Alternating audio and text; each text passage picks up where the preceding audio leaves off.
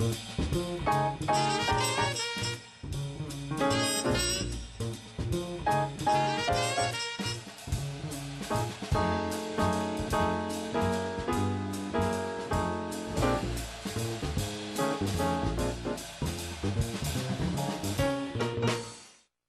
I'm Michael Phillips, the Chicago Tribune film critic and the host of TCM's Future Shock Festival, our Friday night spotlight series for September.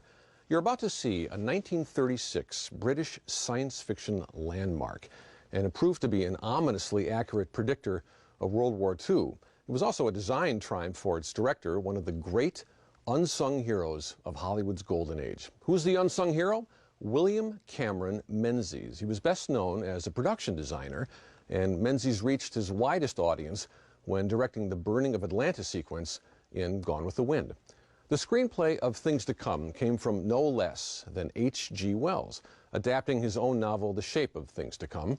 And the story begins in 1940. Raymond Massey plays a businessman living in an allegorical Everytown called Everytown, a little bit like London. But his Christmas is interrupted by an aerial bombing raid from an unspecified enemy. And this is a frightening scene of mass destruction, still after all these decades. By 1966, 30 years in the future from the film's perspective, a plague called the Wandering Sickness is just one danger threatening the lives of the survivors. But, led by Massey, a new civilization comes to power, renouncing the madness of war. From there, the film leaps forward to the year 2036, by which time humankind has fled underground, that old post-apocalyptic standby living arrangement. The question always for Wells was simply this: what price technological progress? In the film, Ralph Richardson plays a warlord in the late 20th century sequences.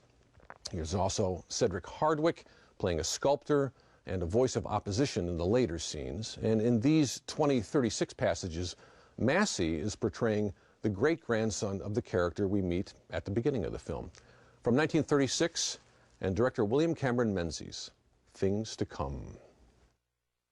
Well, as Groucho Marx told Margaret Dumont in Animal Crackers, we're living in the mechanical age, of course.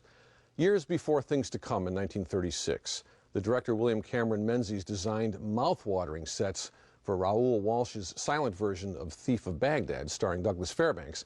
And 2 decades after Things to Come, Menzies directed Invaders from Mars, one of the most imaginative science fiction films of the 1950s.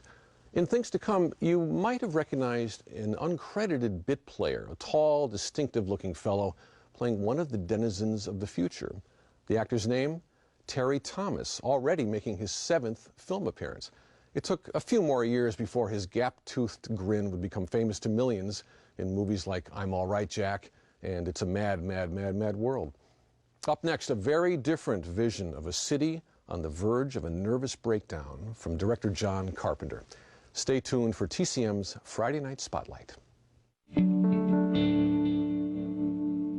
Tonight on TCM's Friday Night Spotlight, killer anti-hero Kurt Russell makes an escape from New York. Then it's a TCM premiere of Terry Gilliam's Brazil, and the director of Pulp Fiction sits still for Elvis Mitchell under the influence, Quentin Tarantino.